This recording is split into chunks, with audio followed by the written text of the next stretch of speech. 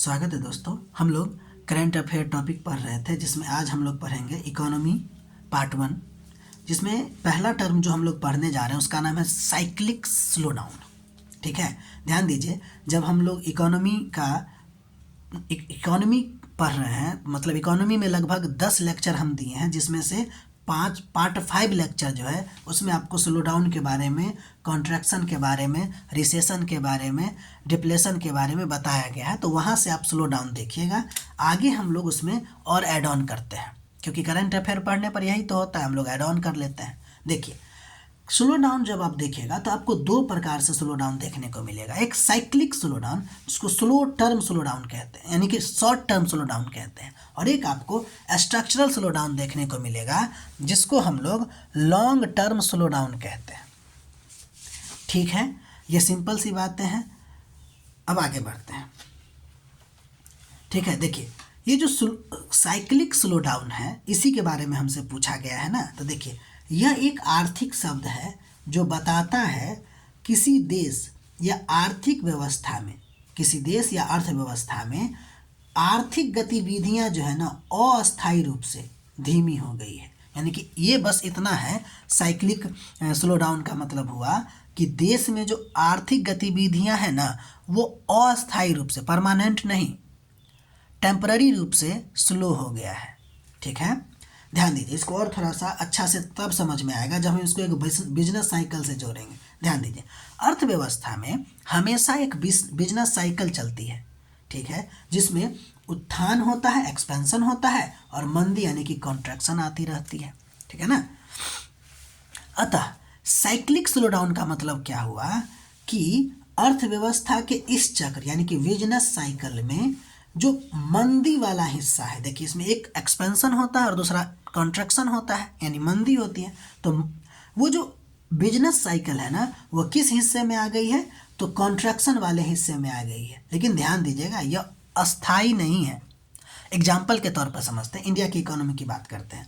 मान लीजिए त्यौहार हुआ तो लोग बहुत ज़्यादा खरीदारी किया, तो एक्सपेंशन हो गया, है ना। लेकिन त्यौहार ख़त्म, तब लोग ने कम खर्च करना शुरू किया। लोग कम खर्च करेंगे, ठीक है। अगर कम खर्च करेंगे तो कंपनी जो होगा ना, नया प्रोडक्ट का जो उत्पादन होगा वो भी कम कर देगा। अब उत्पादन कम हुआ तो जीडीपी वृद्धि थोड़ी कम तो होगी ना। तो चूंकि थोड़ी कम हुई तो यही स्लो डाउन है। ठीक है ना, कि अगर थोड़े समय के लिए हो लेकिन फिर मांग बढ़ने लगे तो ये आपको साइक्लिक स्लो डाउन हो जाएगा।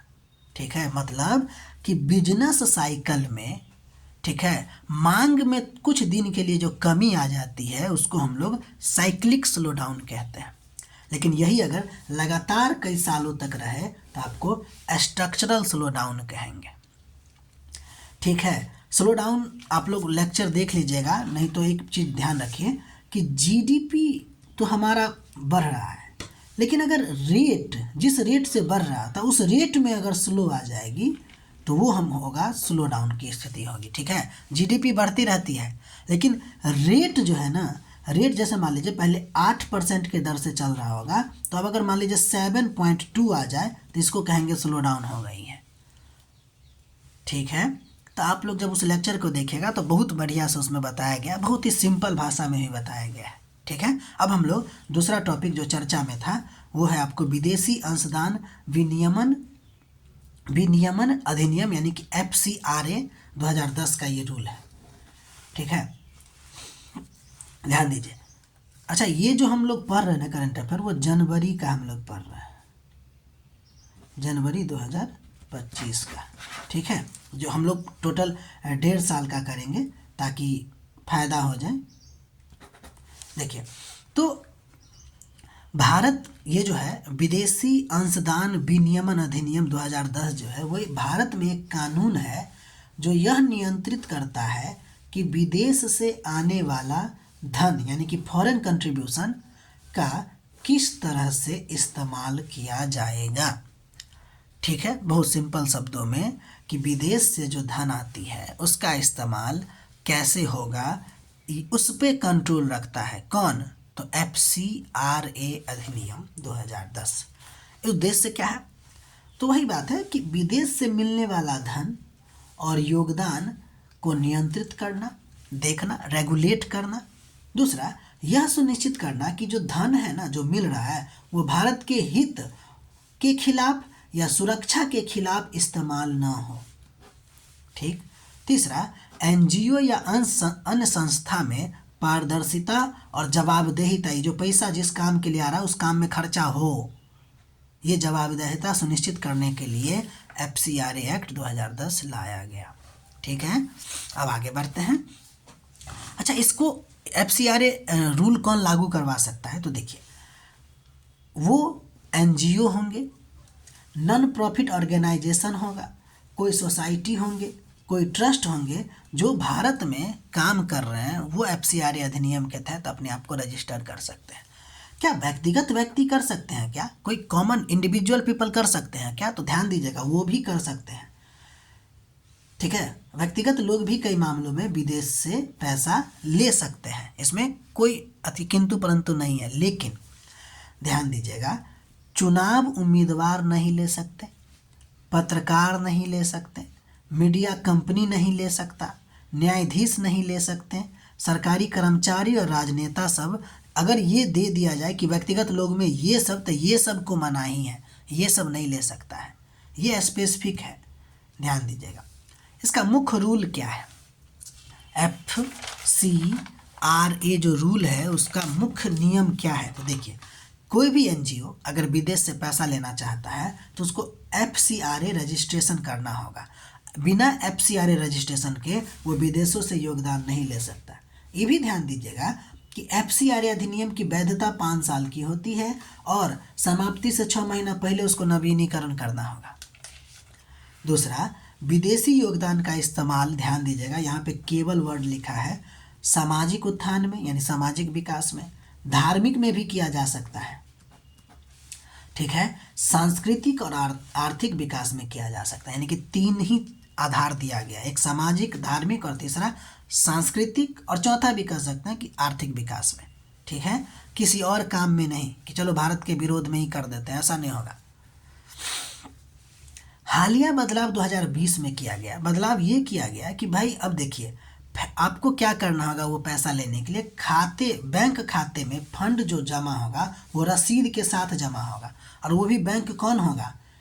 SBI बैंक होगा, केवल SBI बैंक है, और कौन सा शाखा? तो दिल्ली ब्रांच, कहीं और भी नहीं। तो ये बात को भी गौर कीजिएगा। ठीक है, अब तीसरा टॉपिक जो हम पढ़ने जा रहे हैं, मुद्रा अवमूल्यन के बारे में, करेंसी डिवैल्यूएशन। ये बहुत अच्छा टॉपिक है। जब हम लोग इकोनॉमी पढ़ेंगे, मनी के बारे में, या फिर फॉरेन यानी कि फॉरेन रूल के बारे में जब पढ़ेंगे वहाँ पे, तो उस समय हम लोग देखेंगे, विदेशी व्यापार है ना, विदेशी व्यापार वाला चैप्टर जब हम लोग देखेंगे तो उसमें बहुत बढ़िया से इसको देखेंगे। ठीक है, अब देखते हैं मुद्रा अवमूल्यन यानी कि करेंसी डिवैल्यूएशन का क्या मतलब होता है। बहुत सिंपल शब्द में समझिए कि जब किसी देश की सरकार या केंद्रीय बैंक, जैसे अपने यहाँ का RBI, जानबूझकर, ये शब्द को ध्यान दीजिएगा, जानबूझकर अपनी मुद्रा के मूल्यों को दूसरे देशों की मुद्रा के मुकाबले कम कर देती है, तो इसे डिवैल्यूएशन कहते हैं। ध्यान देंगे ना कि सरकार करती है या केंद्रीय बैंक करती है, यानी कि जानबूझकर किया जाता है डिवैल्यूएशन। ये हम बार बार क्यों बोल रहे हैं? क्योंकि आपको एक बात और समझ में आएगी।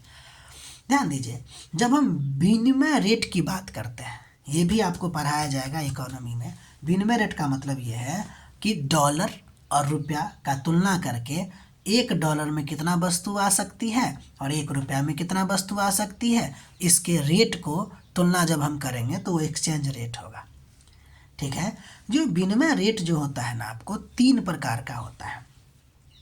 एक होता है आपको फिक्स्ड एक्सचेंज रेट, एक होता है आपको फ्लेक्सिबल या इसी को फ्लोटिंग एक्सचेंज रेट कहते हैं, और तीसरा होता है इस दोनों का मिला जुला रूप प्रबंधकीय लचीला यानी मैनेज्ड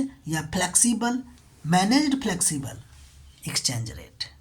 ठीक है, अब गौर कीजिएगा, आपको इतना तो पता चल गया ना कि डिवैल्यूएशन जानबूझ के सरकार और आरबीआई करते हैं, अपनी मुद्रा के वैल्यू को कम करते हैं दूसरा की मुद्रा की तुलना में। ठीक है, अब ध्यान दीजिए, अगर फिक्स्ड, अच्छा ये डिवैल्यूएशन कब हो सकता है? जब फिक्स्ड एक्सचेंज रेट हो तभी हो सकता है। यानी जब फिक्स्ड एक्सचेंज रेट पर कोई सरकार अपनी मुद्रा का क्या करता है कि वैल्यू को कम करता है तो उसको डिवैल्यूएशन कहते हैं। लेकिन अगर लचीली है, यानी कि मार्केट बेस्ड होता है, ये क्या होता है? मार्केट बेस्ड होता है। तो मार्केट में उतार चढ़ाव के कारण अगर रुपया जो है कमज़ोर होती है अपने देश की, तो वो डेप्रिसिएशन होगा दोस्तों। डिवैल्यूएशन और डेप्रिसिएशन में उम्मीद है, दोनों एक ही है, लेकिन एक में जानबूझकर सरकार करती है और एक में मार्केट के उतार चढ़ाव या मार्केट फ्लोटिंग के वजह से आपको डेप्रिसिएशन होता है, और ये सरकार की वजह से। दोनों का प्रभाव तो एक ही होगा, लेकिन दोनों में आप बेसिक अंतर समझ के रखिएगा कि डिवैल्यूएशन और डेप्रिसिएशन क्या है। अच्छा, डिवैल्यूएशन यानी कि रुपया जब कम होगा तो उसका प्रभाव, ये तो एकदम छपने वाला बातें हैं, इसको ध्यान दीजिएगा। डिवैल्यूएशन से एक्सपोर्ट यानी निर्यात प्रतिस्पर्धा हमारा, मतलब कि निर्यात में बढ़ोतरी होगी हमारा।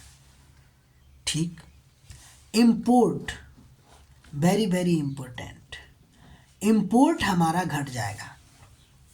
ठीक है, इसको हम ना पढ़ाएंगे और डिटेल से जब हम चैप्टर पढ़ा रहे होंगे। फिलहाल अभी करंट है तो उसके आधार पे हम लोग देखने की कोशिश कर रहे हैं। बीओटी जो होगा वो आपको बढ़ेगा, जीडीपी भी आपको बढ़ेगी, एम्प्लॉयमेंट भी बढ़ेगा, इन्फ्लेशन भी बढ़ेगा। गौर कीजिएगा, कम से कम 2 बात तो गौर कीजिएगा, सब चीज़ पॉजिटिव है, इम्पोर्ट बस निगेटिव हो जाता है।